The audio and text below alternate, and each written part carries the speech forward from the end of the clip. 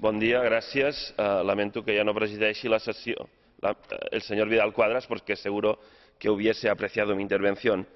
En primer lugar, quiero agradecer al Defensor del Pueblo Europeo su trabajo y animarle a seguir defendiendo con coraje el derecho de los ciudadanos europeos que a menudo se ven amenazados por algunas administraciones públicas.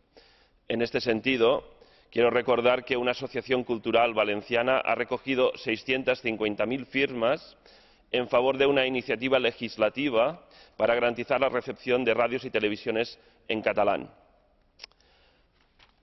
Se trata simplemente de cumplir el artículo 12.2 de la Carta Europea de las Lenguas y la Directiva de Servicios de Medios Audiovisuales sin Fronteras.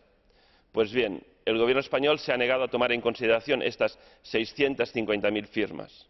Esperemos que el Defensor del Pueblo Europeo las acoja y proteja los derechos de estos 650.000 ciudadanos europeos amparados por la legislación europea. Muchas gracias.